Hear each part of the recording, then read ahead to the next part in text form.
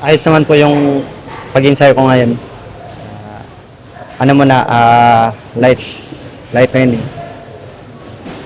Ano yung plano mo ba for yung training? Kasi wala ka naman date, di ba, na malaman. So, ano ba na kapag natalitin yung form or yung training? Lagi pa rin nag-ensayo kung ano yung ginagawa namin ngayon. Hanggat sa may laban kami. Ensayo pa rin. Tuloy-tuloy pa naman yung ensayo namin. Ano ba ang balita? Kailan kaya makakalaban? November, ano ba? Sa ngayon, wala pang exact na date yung schedule namin. Ang sabi ng promoter namin, baka October o November. Kaya nasigurado ko talagang makakalaban dun sa pool. Opo, kasi nag-order na po yung IBF na maging mandatory challenger. Napanood mo yung kalaban mo, anong tingin mo lang? Kung yun ang makakalaban mo, bakit? Sila din. Kung yun ang mga kalaban ko, talagang ibigay ko lahat yung makakaya ko. Pag-insayuhan ko ng mabuti. May gano'n ba naging bagay sa'yo na may opportunity ka ever na makalapit sa World Cup? Kasi hindi naman natin nabibigay ng Para sa akin, malaking bagay po sa amin bilang boksingero, mapalaban sa World Champion. Kasi yan po yung pinapangarap lahat ng boxer na mapalaban sa World Champion. ano yung parang motivation mo sa laban? Parang pinag-uubutan mo ng lakas mo, ng inspiration mo.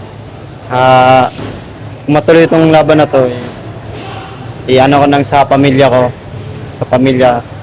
sa bayan, sa lahat ng mga sumusuporta sa akin. Yan, parehas kayong parang artist. Gano'n ka mahirap na gano'n yung kalaban mo? Tsaka paano mo ma-make sure na safe kang papasok para mapatumba siya?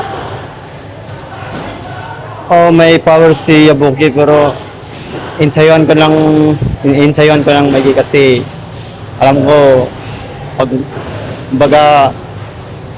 mataman ako ng sundok niya, alam ko talagang may paglalagyan ako kaya insayuhan ko ng maigi para makayanan ko yung sundok niya. Neil, prior to this potential fight, kasi maganda yung pinakita mo sa past fights mo early knockout kayong iba, so gaano ka lang kakumpiyansa heading into this potential fight? Ngayon, hindi ko naman iniisip yan na makuha ko agad. Kaya yung ginagawa namin, habaan pa yung training namin kasi hindi naman lahat na laban makukuha mo agad. Pero kamusta ba yung preparation? Nagsimula na ba kayong pag-aralan yung kilos niya, yung champion? Opo, nagsisimula na kami. Lagi namin pinapanood yung laban niya. Yun pinag-aralan namin. Sinsayo namin ngayon. Then in case sa ibang bansa yung laban, meron bang factor dun sa'yo na dun sa ganapan sa Japan man, for example, parang kung court niya yun, kung baga kasi nakakapon din siya, may meron bang nasa isip mo? Para sa akin, kasi sanay na rin po akong dumadayo kaya mas mas confidence pa na dadayo sa kalaban. Nabanggit mo yung pamilya mo kanina, bakit sila yung pinag-uunan?